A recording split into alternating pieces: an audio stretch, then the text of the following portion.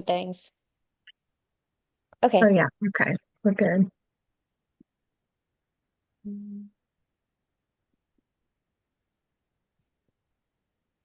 We'll just give it 2 or 3 minutes and then we'll get started regardless because we're going to post this workshop on our social media so that a lot of people are busy today. They can still view it and gain the same experience out of it. Yeah.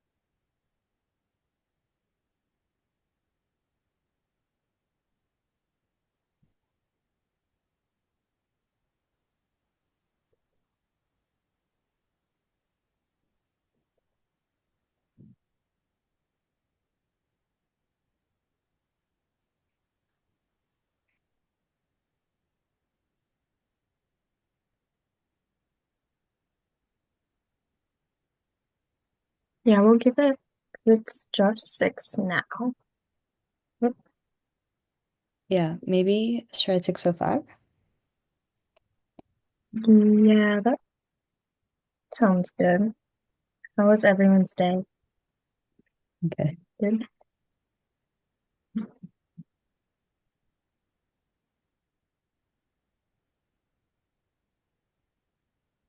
Okay. At 6:03 we can get started. Okay. It shouldn't take a long time to go through any of the like slideshow stuff.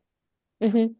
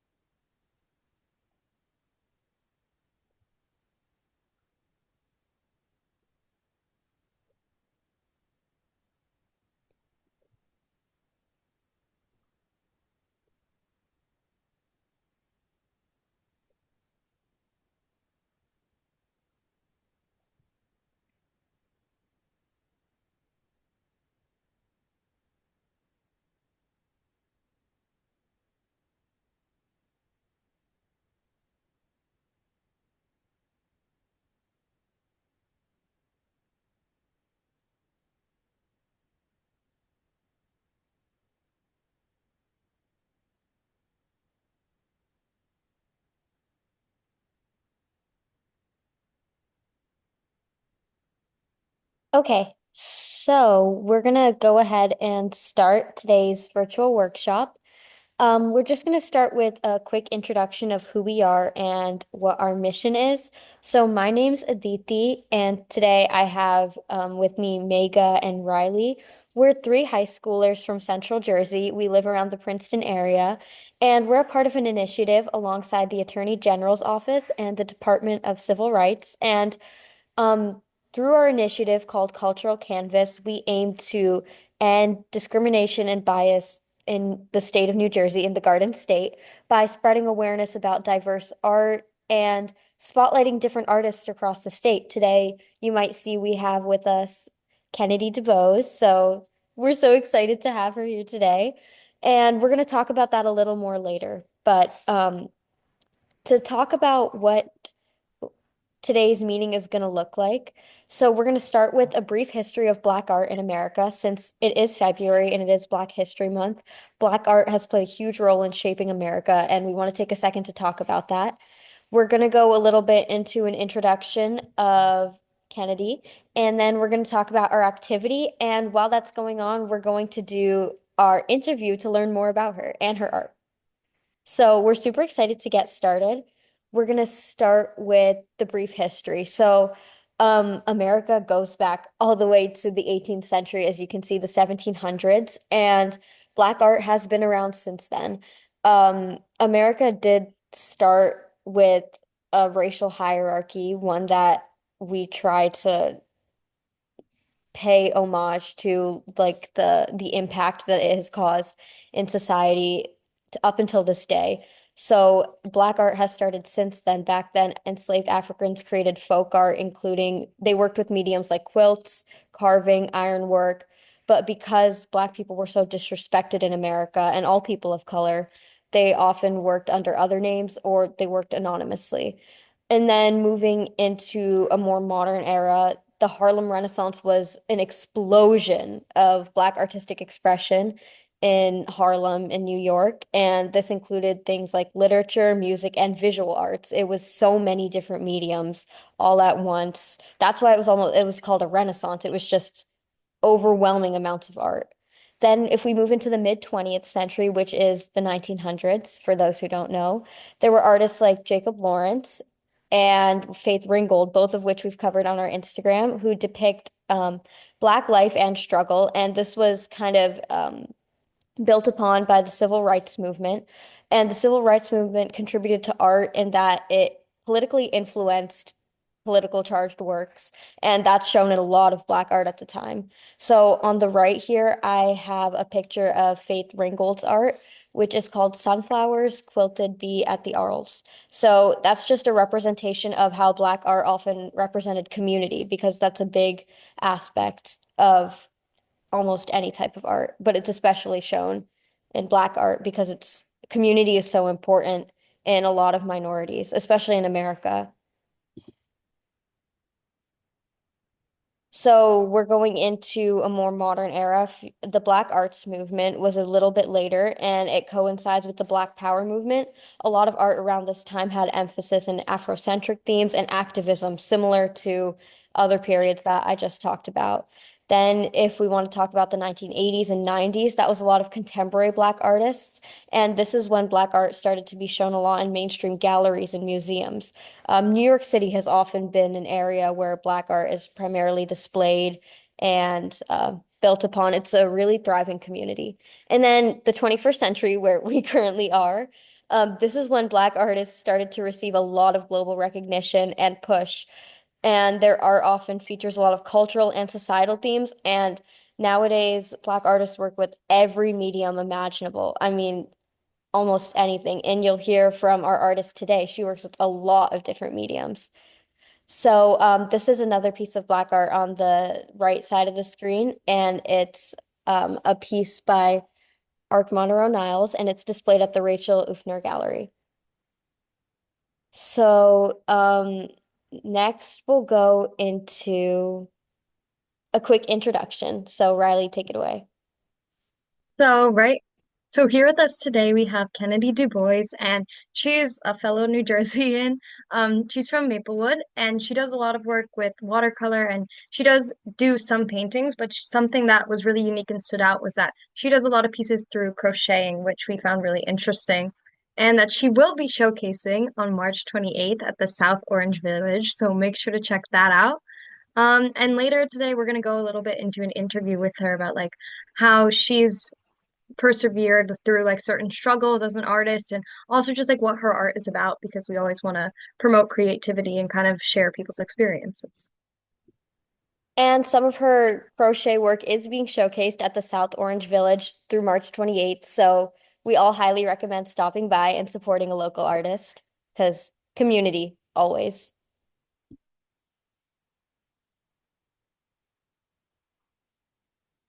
So this is some So of the work. Oh, sorry, you go take it ahead. go ahead. So these are some of Kennedy's like popular works that we talked about through her paintings. We have Fear of Infants and I am I am a princess, and both of these are really just creative pieces that capture like all childhood and some more complex themes, which is really interesting throughout all of her works. And the main medium used here is watercolor. She'll talk about that a little more later.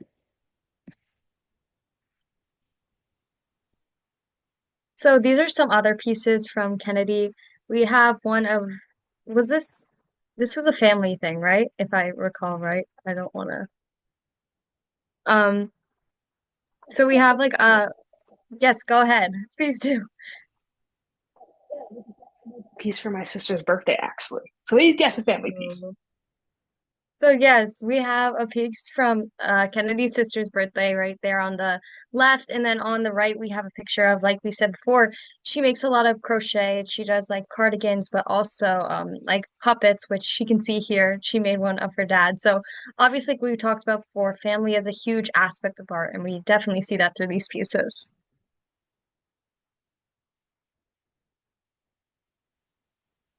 Okay, so basically for today, I'm gonna introduce the activity, and then as everyone's working on it, it's fairly simple, and there's not really a lot of limits. It's basically drawing any significant Black figure, whether it be in modern day or in history, in any art style or medium. So it could just be a sketch, it could be a watercolor, whatever you like.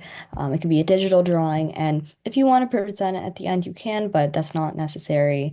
Again, oh, we didn't bring this up, but as a part of our initiative, in addition to these art workshops, we're hosting an art auction at the end. And then all of the proceeds for the art auction are going to be donated to an organization called Rise Against Hate. So if you want to work on your art piece for that art auction, that would also totally be great. But while working on the activity, we're going to be interviewing Kennedy, asking about their artistic journey and experiences being an artist. So I'll let Riley take the interview away.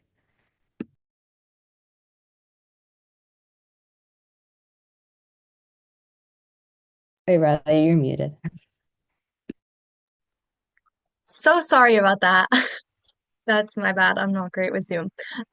So before, while everyone gets their materials together and everything, we just wanted to ask Kennedy if you could introduce yourself, like your name, your pronouns, and what you typically focus on when you're making artistic pieces. Like, what's your typical medium or style? I'm Kennedy, also known as Ken. Little nickname, Ken or Kennedy. Call me either. My pronouns are she, her. And what medium do I typically work in? I mean, I work in everything, but I would say like typically what I'm known for is crochet and some type of fine art. I'll get into that, but I kind of cycle through multiple like fine art things, but typically crochet and watercolor or some type of thing like that. So yeah. Yeah, that's great. And we were wondering, just because you talked about family and like all of that, what like sparked your passion for art, or what really decided that you wanted to like make a career out of it or focus on it more as you grew older?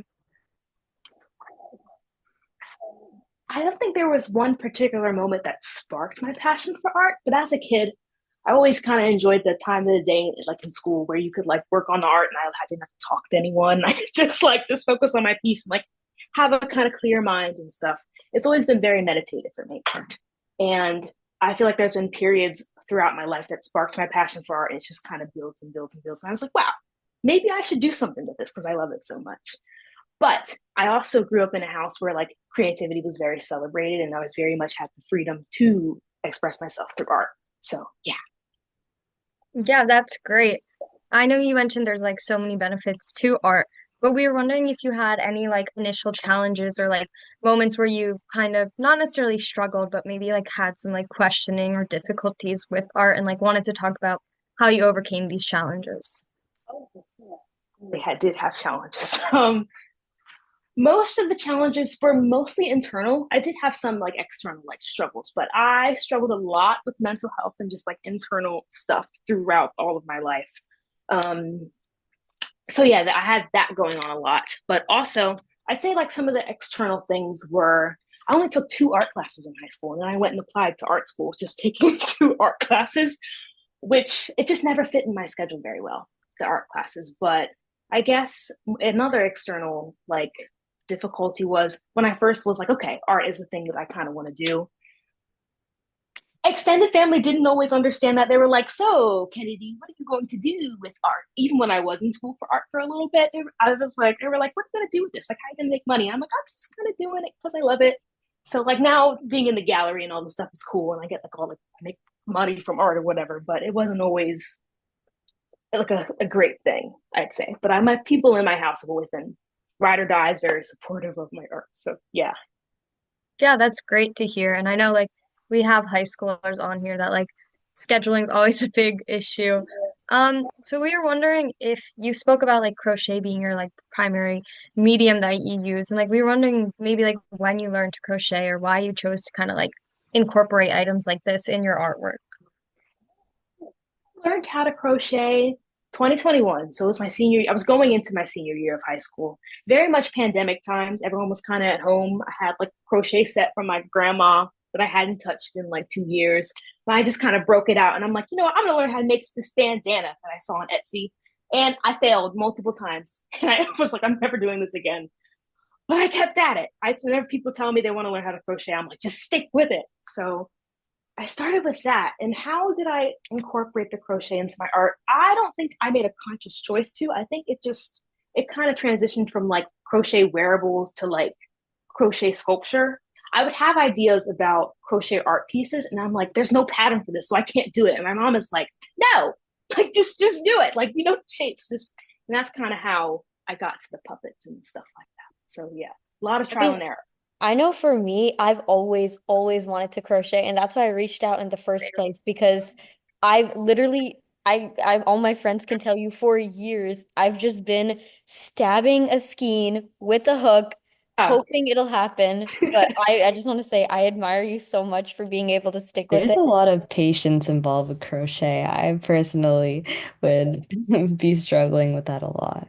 How did you learn like all the different types of stitches and everything? I know my sister right now, she took over for me. She took my skeins and my yarns, but we're just all very stuck on like one single stitch right now. How do you navigate around like it's such a vast medium? I learned through YouTube. I didn't learn through anyone, which sometimes shocks me because I feel like learning through YouTube and like online is the hardest way to go about it. Because my time in college, I went to Seton Hall University and I was on the crochet club. They had a crochet club and like a board, and I was my job and the board was to teach people how to crochet. And I'm just it's like it's harder than it seems in the beginning. Once you like get it, and sometimes it's easier when you have someone with you like showing you the movements because sometimes in the videos it's like the angle can be weird and yeah, so a lot of times I have to Mhm. go to like 5 different videos until you And actually you're figure playing it in out. like 0.25 speed, trying to figure out where. Exactly. So, but I would definitely give you girls a lesson if you would like on crochet. We can get a little call. I'll show you how to Oh do my some. gosh. Yeah, that definitely helps out. I've like a DP. I've tried it. I haven't been able to pick it up, but my grandma, she likes doing that. So very interesting to hear about. So our next thing was obviously we talked about a little earlier, like featuring some like specific artists like in our past posts. And we were wondering like who's an artist you look up to and why. It could be someone that like you know specifically or like someone from history. Anything works. Love the fact that you had Jacob Lawrence in your little slideshow because my great godmother, she like religiously kind of collects like black art things and just a lot of black history and black books. So there's like this book from like the 1980s on Jacob Lawrence's life that I have, and I recently pulled it out to read it, and I was like, wait, you guys did Jacob Lawrence? Like that's so cool. But I what artist I thought about this question because there's a lot of artists that I look up to, but in particular, I would say Lisa Butler, which I have a story about that, but I think I look up to her for a couple of reasons. Of course, her art is very innovative, and you never really, when she did it, when she first posted the stuff, it's like no one is doing like a painting with like a textile or like a fabric type thing. But also, the one art class that I did take in high school, traditional art class, she was my teacher, and that was before anyone really knew kind of who be Miss Butler. People are like Lisa Butler, and I'm like, oh, Miss Butler, because I had her my freshman year in high school, and I remember she was always just be tinkering in the back, and I never really paid much mind to it. But I remember one time I needed her help with something, and I went back there, and it was like piles of fabric and her work just all laid out, and I'm like, oh, that's beautiful. And I was like, this is what she's doing back there, and I'm like, that's kind of. I'm like, I sat back down in my seat, and I was like, what the f is she doing here? Like, I was like, what is she doing here? Like, but I remember at the end of the class, she was like, yeah, I'm going to take a step back from teaching. And we were like, what are you going to do, Miss Butler? And she was like, I'm going to go into art. And I was like, wow. So she's an inspiration for me for that reason of just kind of taking the leap and That's stuff like that. honestly so cool to have like one of your greatest inspirations also be your teacher. It's such a cool experience. For me, I think she remember one of the projects that I did in her class, the one that she had to help me with. She was like, that's so cute, Kennedy. I think she would remember that. But yeah, super cool experience. I just looked her up. Her art is incredible. No, It's it's beautiful. I was just there jaw-dropping. Yeah. too. Wait, yeah, that's great. We were definitely that was a much better answer than we were expecting. Like that you knew so much about this artist and like everything and like how she inspired you, not just on an artistic level, but just like on a On a social level, personal because level, like yeah. yeah, that support system is like so important. I feel like especially in art. So we were wondering like how the like New Jersey environment or like community has contributed to your art, or even if there's any other communities that like you kind of consider yourself a part of and how they've influenced like the specific work you do. Got so excited at this question when you sent me the preview of the questions. I was like, wait, that's such a good question because the thing is, I'm not from New Jersey. I moved to New Jersey when I was 14. I lived in Delaware, Middletown, Delaware, which is a small town, and Delaware is like a state under. But I lived there most of my life, and it's very different. It's like it gives like Confederate flag like across the street type vibe. And we moved out of Delaware like Trump's first presidency because things started to kind of take a slant. But when we moved here, I live in Maplewood, New Jersey. It's like they have the Pride Parade here. I was a total kind of culture shock, but in a good way.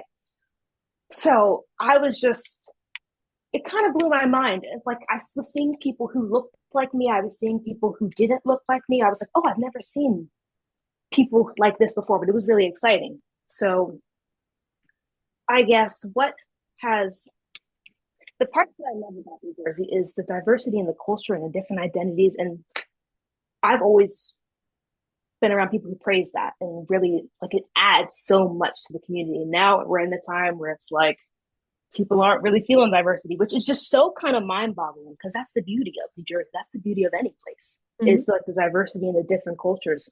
But I guess another part of how New Jersey kind of shaped my art experience is the access to things. Like they have like the train systems and the proximity to just so many different towns with so many different things. I think that's awesome. Like I never heard of like a gallery in Delaware. Well, there probably was like one or two. Delaware is also like the second smallest state. So Yeah. yeah. Yeah, I think being that close to like New York, a lot of that like artistic expression kind of It's like trickles New down into York, New Jersey. Boston, Providence, Yeah. everything. New Jersey's such a great state to live in because not only is it so great itself, it's so close to so many other great places. I know Princeton is also a really great epicenter for art in a way.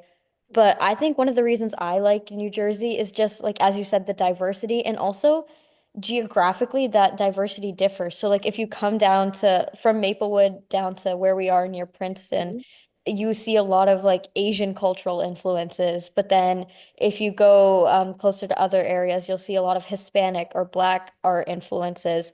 And just traveling up and down through one state, seeing so much. And New Jersey's a small state too. We're like, I think number one most densely populated too. So even though we're cramped, I like the fact that we take up a lot of space with our art, and nothing beats Jersey for that. My parents are from Jersey, so it wasn't like a complete thing. Like my dad and my mom lived in this area. They were from New Jersey, but then they moved to Delaware to have kids. So Mm. yeah. Well, yeah, I'm so glad that you were able to find stuff that New Jersey had to offer, especially you mentioned like the galleries and stuff. And then you also mentioned earlier that like your grandma collects a lot, or your aunt, Yeah, my great grandmother. Yeah. your great So my grandmother, like, oh, go on, go ahead. grandmother, but it doesn't really matter. She's like it doesn't really matter. But yeah, she won't throw things away in like a very sentimental way. And we kind of like some people love it, some people in the family hate it, but it's such a gift because she would like, I thought of you, Ken. Like I have all these like really vintage like art books, and I'm like, wow, because I'm like, that's so cool. But she's always sending stuff in the mail for us. Like, here's this cool, like she used to be a home ec Mhm. teacher in like the 70s. So she has like different like books and cool things, cool knickknacks. So it's very nice to see in today's day and age. Yeah. Yeah, well, we were like wondering how those experiences or just like your heritage and identity as a Black artist has like influenced your work, if it has in any way. In the past, this question would have stumped me because when I think, well, typically when I would think of Black art, I would think of like this super powerful and like moving art and like Mhm. history, like very important art. And then I look at myself and I'm like, this isn't giving the same thing as like the very revolutionary like Black art. But my sister said something to me that was like, "You're Black and you make art, so this is Black art."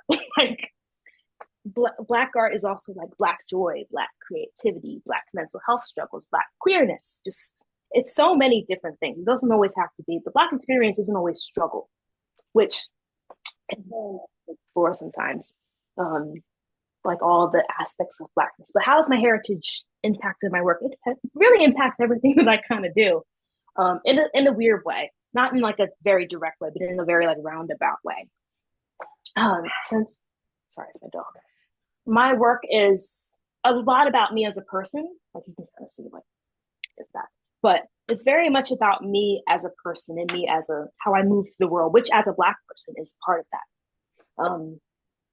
So yeah, also I have people in my family who have crocheted, and it feels it gives me like a really sweet, like sometimes bittersweet, but a very sweet like feeling having like my crochet work in galleries, and I'm like, I literally have the blankets behind me of my grandmothers and my great grandmothers who like did this, and it was like, oh, just a silly blanket and stuff like that. Mhm. So yeah. Yeah, and I think that's great because part of what we're trying to focus on is not necessarily like when there's bad stereotypes associated with things or like bad Yes. impressions of things, but sometimes they are still positive. Like obviously any work like regarding civil rights or like struggle is always And as you said, oh, sorry, I don't know if Riley's still talking. She froze for me. Yeah, me too. thing with Oh, like Black art. And I think that's great that like you can uh-oh. Oh no. I was gonna say, like, when you think of certain cultures, I feel like there's definitely like some sort of stereotype or some sort of schema have really like stood involved with out. it. Oh.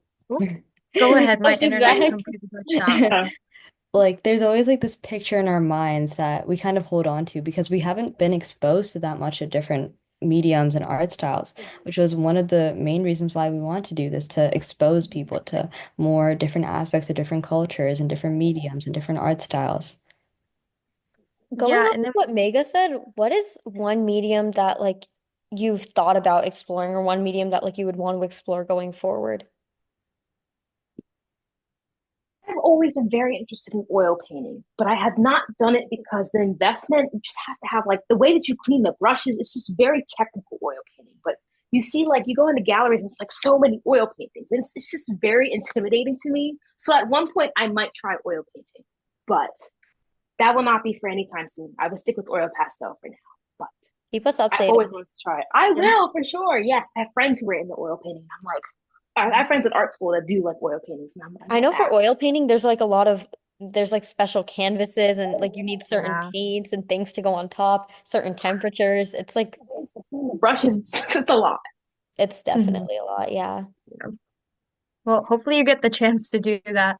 And then just we're kind of starting to wrap up, but we wanted to know, is there any like piece that you've made that you really like feel like has stood out or something that you're just like really proud of, whether it's like because of its appearance or just like an experience that you associate with making that piece? Oh, for sure. It changes as I make new pieces, but I'd say right now, probably my anxiety at the table play piece, well, series, but specifically the piece that is called Friedman's Ketchupology 101, which is kind of a joke between me and my sister. Um, but I really like that piece. I look at it like every day and I'm like, wow. And I think that series, it's a series about my struggle with an eating disorder and just food in general. Um, so yeah, very proud of that series. But also my crochet puppets, I will say that mainly because they taught me so much about Hmm. trial and error, trusting the process, like and stuff like that. So crochet puppets and my anxiety at the table series. What inspired the artwork that you're showing, like the crochet puppets that you're showing at the gallery this upcoming month? What inspired them? I think I would see people on TikTok, but like these like little like there's this girl who does like these really cool like puppets. They're not like crochet, but I was Oh like, yes, the I've little like seen those. yes. I've mhm. seen I was those. like, that is the coolest. And then she does like the little lip syncs. Oh, Oh, did sorry. you see the They do Dochi one? I saw the I Dochi one. did. Oh my gosh. I think that one went viral, but their stuff is so cool. And I was like, and then I think people, it was like a trend to like make yourself as like a Muppet. And I was like, wait, that's really cool. But there, of course, there wasn't any pattern for what they did. And I didn't want to copy what they did. I kind of made my own version of what it was. I was looking at like photos of puppets and like Muppets in the Muppet series or whatever. But I was Mhm. drawing inspiration from that and I just kind of was doing shapes.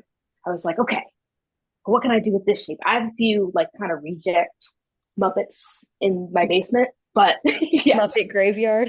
Muppet Graveyard for sure. Yeah. Yeah, and Um, then what was you want to go? Go no, ahead. no, no, you got it. What was your like choice? We showed before one of like your puppets of your dad. Like, what was your choice to kind of like make that? Like, was it just like to be like a homage to them, or was it like a humorous thing? Like, what made you decide to like base your puppets off of that? A little bit of both. I made the puppet of me, which Mhm. doesn't get as much shine because I want to remake it because that was like the prototype, so I can like kind of do a little bit better now. But I I had a really rigid like model of what I wanted the Muppets to be. I was like, I need to be like skin tone. And then for my dad's, one day I woke up and I'm like, I have a bunch of blue. Like, I want to make him like a really, I want to make like capture his essence in like a like really fun way. And I'm very close with my family, so it kind of made sense Kind of to my organically, family. yeah. Yeah, Mhm. With just like a little bit of time left, I think one last thing we wanted to get out there. What's one piece of advice that you'd give to any New Jersey, maybe Delaware, anyone in the world who's looking to go into art?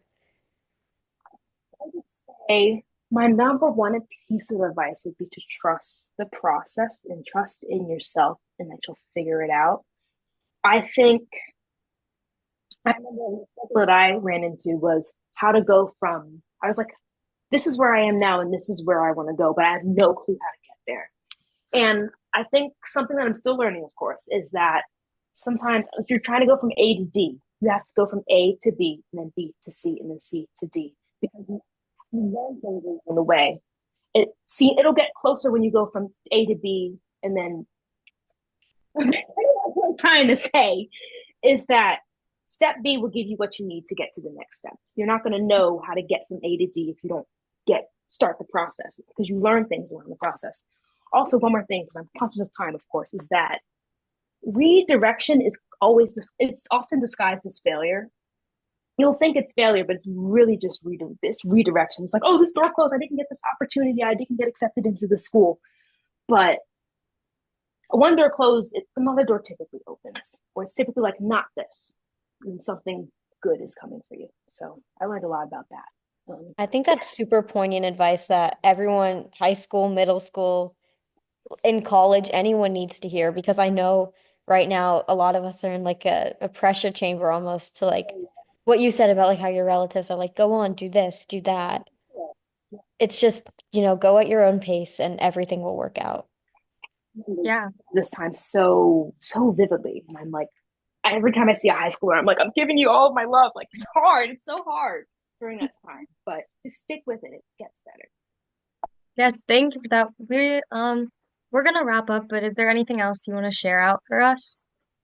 Um, If anyone wants to message me, you can message me on @KendaBart on Instagram. Do not be oh shy. Like, if you yes. have any questions about anything, like any of my art pieces, anything about like applying to art school, if you're an artist and you need some help with anything, I'm so friendly. Like I want people to talk to. Like please message me. I'm very Yep. friendly. We'll certainly post about that. And then if you want to just in the chat right now, like put your handle so people can click on it, that'd be great. And then And for everything else, just does anyone have any like art that they did make and wanted to share? And if you're not done with it yet, you can just DM us a picture on Instagram. And this I goes for anyone watching the recording too. I was in the process of my drawing. Wait, I was drawing Faith Ringgold, but I didn't get to finish, but I Wait, was it's in the process. It's okay. wait, but yeah, I think so. I think we're so happy that we got the opportunity to meet with you. So like first try at this. So we're so glad we Yeah. were able to do it with such a like welcoming It's so person. great. Oh my gosh. Yes. Yeah. And if you Props to have all of you. anything, any questions, anything, or just want to chat, feel free to reach out. Do you guys have anything else? Thank you Try. so much again. Yes, thank you. Thank you.